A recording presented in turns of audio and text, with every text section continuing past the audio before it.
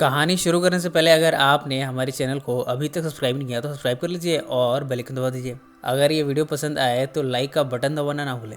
इस फिल्म की शुरुआत होती है दो बड़े अजीब से दोस्तों से। इनके नाम है चीच और चोंग। इन्होंने नया बिजनेस शुरू किया है आइसक्रीम सेल करने का, वो भी ट्रक से।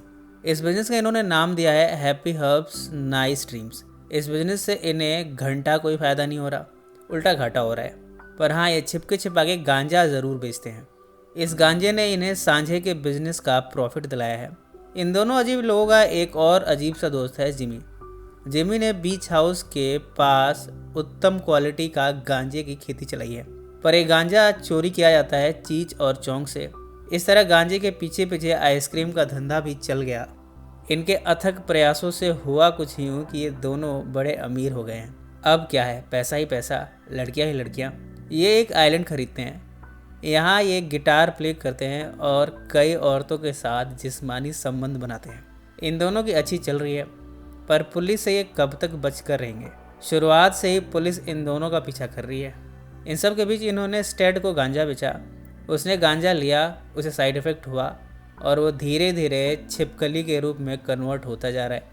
इन अजीब दोस्तों के साथ एक अजीब वाक़या हुआ है। पुलिस चीच और चौंग के घर पर छापा मारती है।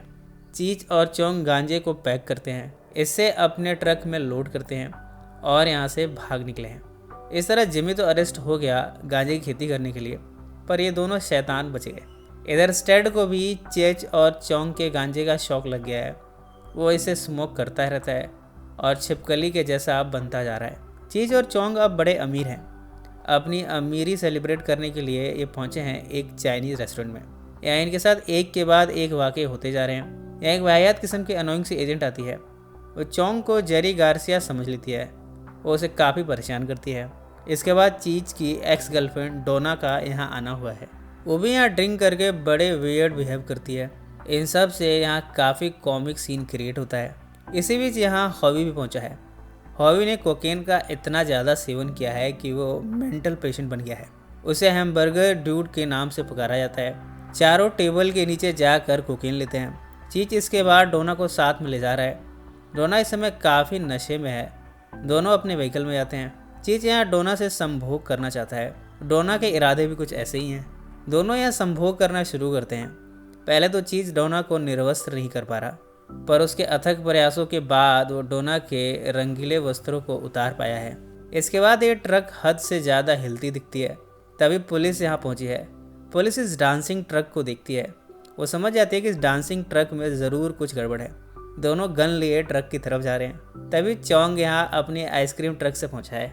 पुलिस चाहे तो दोनों को अरेस्ट कर सकती है, पर पुलिस वाले भी आलसी हैं। इन्हें अरेस्ट करना और इन पर केस चलाने में लंबा प्रोसीजर फॉलो करना पड़ेगा, इसलिए इन्होंने इन दोनों को जाने दिया है। पुलिस वाले किसी भी कंट्री के हों, आलसपना सब में भरा होता है। इसके बाद चीच और चोंग पहुँचे हैं डोना के अपार्टमेंट।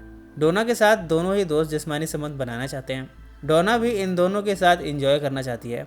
इस तरह तीनों ने एक तीसरे के साथ जिस्मानी संबंध बनाना शुरू किया है। इतने में चोंग आइस लेने जाता है ड्रिंक बनाने के लिए। इधर चेच डोना के साथ धुआंधार संभोग करता जा रहा है। चोंग आइसक्रीम लेकर आया है। अब यहाँ पर एंट्री होती है डोना के हस्बैंड एनिमल की। एनिमल रेसिंग बाइक चलाता है। आज ही तो वो जेल से छूटा है। अब वो अपनी पत्नी को ढूंढ रहा है। चीच गेट पर नॉक की आवाज़ सुनता है। उसे लगा है कि ये डोना का हस्बैंड है। वो डर के मारे भागता है। चोंग बर्फ़ लिए पहुंचा है। चीच खिड़की से भागने की कोशिश करता है। इस समय वो पूरी तरह नग्न अवस्था में है। इस हालत में वो होटल की बिल्डिंग पर क्लाइम करता है। चोंग रूम में वापस आता है। वो बेड के नीचे छिप जाता है। डोना के हस्बैंड को नहीं मालूम कि बेड के नीचे कौन छुपा है।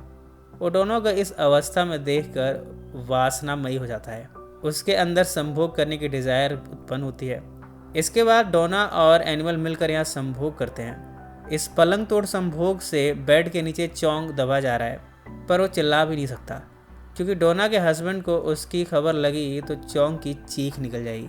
डोना और उसका हस्बैंड एनिमल धुआंधार संभोग करते हैं और फिर दोनों यहाँ सो जाते हैं। चीच वापस होटल में पहुँचा है। रूम में वापस आता है। यहाँ से कपड़े उठाते हुए उन्हें पहनता है। यहाँ पहुँचा है कुछ कपड़े उठा कर पहनने के लिए। इन सब के बाद चीज़ को पता लगा है कि चोंग ने सारे पैसे हावी को साइन कर दिए हैं। अब ये हावी से पैसे रिकवर करने की जद्दोजहद शुरू करते हैं। चीज हावी से पैसे ग्रैब करने की कोशिश करता है, पर डॉक्टर को लगा है कि चीज भी एक पेशेंट है। वो उसे स्ट्रेट जैकेट में रूम के अंदर उसे लॉक कर देते हैं। इन डॉक्टर्स को लगा है कि चोंग कोई डॉक्टर है। वो उसे यहाँ मेडिकेशन का इंचार्ज बना देते हैं। चोंग यहाँ के डॉक्टर को ढूंढता है हेल्प के लिए। डॉक्टर इन्हें LSD ऑफर करता है। वो कहता है कि ये की टू द यूनिवर्स है। चोंग तो यहाँ बेहोश हो जाता है, पर चीज इसे लेने के बाद एक अलग ही ट्रिप पर निकल जाता है। ये ट्रिप अगली सुबह तक चलती है। यहाँ की हेड नर्स उसे जगाती है। हेड नर्स को रियलाइज़ हुआ है कि यहाँ क्या गड़बड़ हुई है। वो जान जाती है कि दोनों ना तो पेशेंट है और ना ही डॉक्टर। वो उनसे माफ़ी मांगती है। वो इनके पैसे इन्हें वापस करा देती है और इन दोनों को फ्री कर दिया गया है। इसके बाद पुलिस यहाँ अपीयर होती है। उसने हावी और हेड नर्स को अपराधी समझकर अरेस्ट कर लिया है। अब तक स्टेड पूरी तरह लिजर्ड में कन्वर्ट हो गया है। अब तो उसकी पूंछ भी निकल आई है। अब तक जिमी के गांजे की खेती के बारे में पुलिस को पता चल चुका है। इस खेती को अब सील कर दिया गया है। चीज और चोंग के पास बेचने को कुछ नहीं है, इसलिए इन्होंने अब मेल स्ट्रिपर का काम करना शुरू किया है। ये स्ट्रिपर का काम क्लब पैराडाइज में करते हैं। यहाँ इन्हें द सन किंग के नाम से जाना जाता है। इसी नोट पर यह फिल्म समाप्त हो जाती है। सो फ्रेंड्स, फिर मिलेंगे ज़िंदगी के किसी नए मोड़ पर।